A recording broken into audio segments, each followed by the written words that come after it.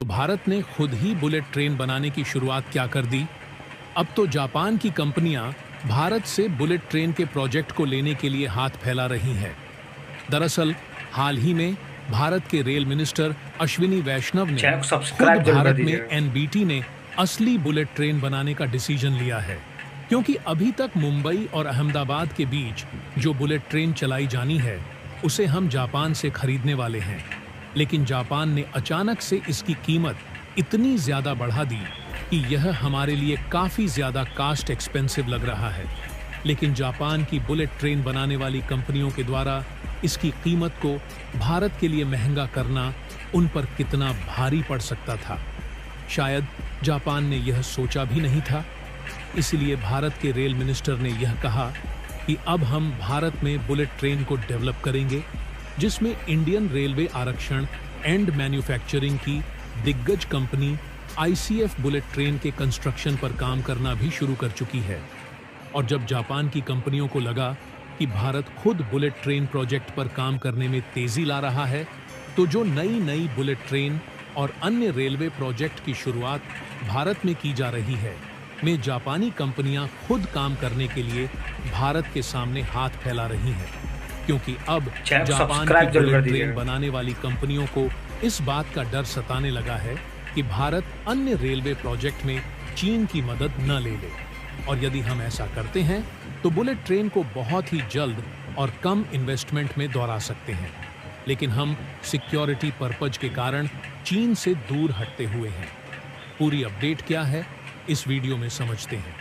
लेकिन आगे बढ़ने से पहले जापान की बुलेट ट्रेन बनाने वाली कंपनियां दोबारा से भारत के सामने झुकती हुई दिखाई दे रही हैं। उसके लिए वीडियो को एक लाइक करके चैनल को सब्सक्राइब जरूर कर लीजिए, क्योंकि यह आपके लिए 1 सेकंड का काम है, लेकिन इससे हमारी काफी बड़ी मदद होती है।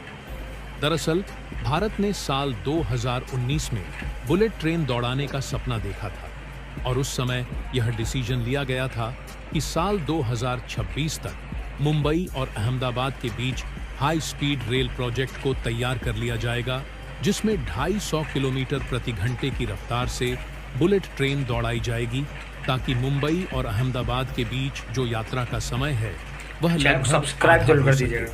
लेकिन इस प्रोजेक्ट पर जिस तरीके से काम चल रहा है, यह प्रोजेक्ट कुछ ज्यादा ही डिले हो चुका है, और शायद भारत की कंपनियां अकेले इस प्रोजेक्ट पर काम करती तो और जल्द ही यह पूरा हो सकता था।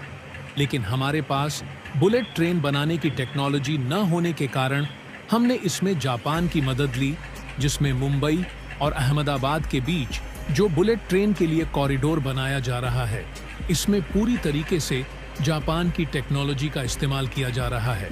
लेकिन फर्क इतना है कि जापान की टेक्नोलॉजी तो क्रूर इस्तेमाल हो रही है, लेकिन इसमें काम भारत की कंपनियां ही कर रही हैं, और बुलेट ट्रेन के लिए जो इन्वेस्टमेंट है वह भी भारत की तरफ से की जा रही है।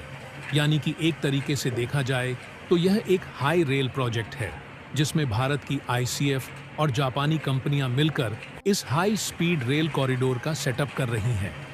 अच्छी बात यह है, इसका लगभग 80% काम पूरा हो चुका है, और मुंबई अहमदाबाद के इस रूट पर जिस बुलेट ट्रेन को चलाया जाएगा उसकी स्पीड लगभग 250 किलोमीटर प्रति घंटे की रहने वाली है।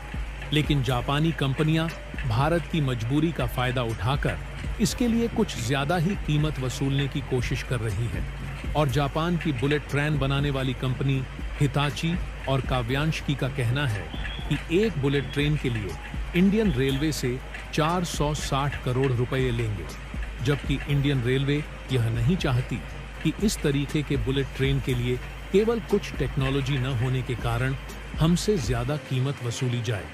लेकिन जापानी कंपनियों को शायद इस बात का अंदाजा नहीं है कि वह भारत के लिए बुलेट ट्रेन को महंगी करके अपने आप का कितना बड़ा नुकसान कर बैठी है, क्योंकि जापान की बुलेट ट्रेन हमारे लिए महंगी पड़ जाने के कारण इंडियन रेलवे की दिग्गज कंस्ट्रक्शन कंपनी मानी जाने वाली आईसीएफ ने बुलेट ट्रेन को बनाने के काम पर तेजी कर दी, जिससे जापान की बुलेट ट्रेन बनाने वाली हिताची और को लगा कि उनका काफी बड़ा नुकसान होने जा रहा है, और भारत में अहमदाबाद और मुंबई के बीच बुलेट ट्रेन वाला प्रोजेक्ट उनके हाथ से निकलने वाला है। चैनल को सब्सक्राइब जरूर कर अब दीजिएगा। जापान की यह कंपनी भारत के आगे झुकती हुई दिखाई दे रही है। और हाल ही में खबर निकलकर आई कि जापान की हिताची और कवासाकी यह दोनों कंपनियां बुलेट ट्रेन देने के साथ साथ बाद की सुविधाओं के लिए इंटीग्रेटेड कनेक्टिविटी की सर्विस भी भारत को ऑफर कर रही है। और शायद जापान की कंपनियों को भारत की उभरती मार्केट और रेलवे की उपयोगिता समझ में आने लगी है। और जापान की बुलेट ट्रेन बनाने वाली कंपनी का कवासाकी इस बात को स्वीकारने के लिए तैयार हो चुकी है कि भारत की जरूरत की सभी मॉडिफिकेशन खुद करेगी। और उन्होंने भारत की सहायता करते हुए खुद कहा कि रेलवे प्रोजेक्ट में भारत एक बहुत बड़ा मार्केट बन जा रहा है, जिसमें जापान की यह कंपनियां अहम भूमिका निभा सकती है। आपको बता दें कि मुंबई और अहमदाबाद के बीच हाई स्पीड रेल प्रोजेक्ट लगभग 1.2 लाख करोड़ रुपए होने वाली है।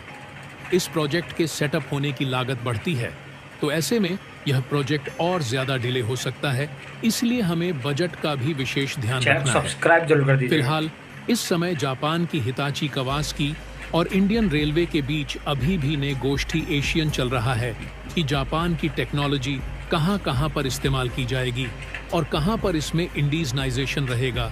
और नेगोष्ठी एशियन से निकलकर आई रिपोर्ट की माने तो जापान की यह कंपनियां जो बुलेट ट्रेन में भेजेंगी उसकी फुल स्पीड 320 किलोमीटर प्रति घंटे की होगी, जबकि 250 किलोमीटर प्रति घंटे की रफ्तार से चलाया जाएगा, क्योंकि जो ट्रैक कॉरिडोर बनाया जा रहा है इसकी कैपेसिटी 250 किलोमीटर प्रति घंटे की रफ्तार से ही रखी गई है। और यदि नेगोशिएशन फाइनल होती है तो सबसे पहले जापान से भारत में 18 बुलेट ट्रेन को मंगाने की बातचीत चल रही है। और इन सभी ट्रेन की जो हाईएस्ट स्पीड कैपेसिटी होगी वह 320 किलोमीटर प्रति घंटे होने वाली है।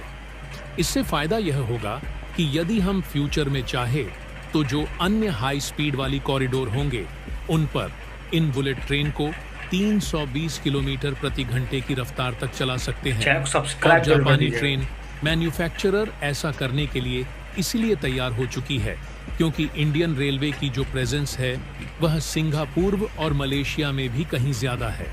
और भारत के द्वारा सिंगापुर और मलेशिया में रेलवे से रिलेटेड कई इंफ्रास्ट्रक्चर डेवलपमेंट प्रोजेक्ट भारत के द्वारा पूरे किए गए हैं। और आपको मालूम हो तो भारत के द्वारा रेलवे कंपोनेंट भी इन दोनों देशों में एक्सपोर्ट किए जाते हैं। और इस समय भी औरत के साथ साथ सिंगापुर और मलेशिया में रेलवे के बुनियादी ढांचे को बढ़ाया जा रहा है।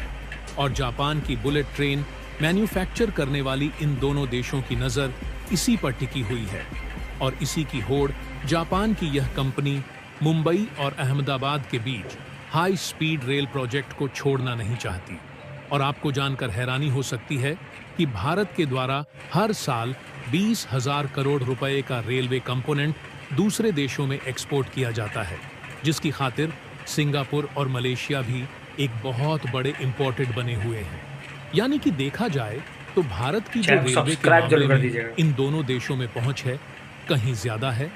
और ऐसे में जापान को यदि इन दोनों देशों में रेलवे के मामले में पैर पसारना है तो भारत के साथ रेलवे प्रोजेक्ट में पकड़ बनाए रखना काफी ज्यादा जरूरी है।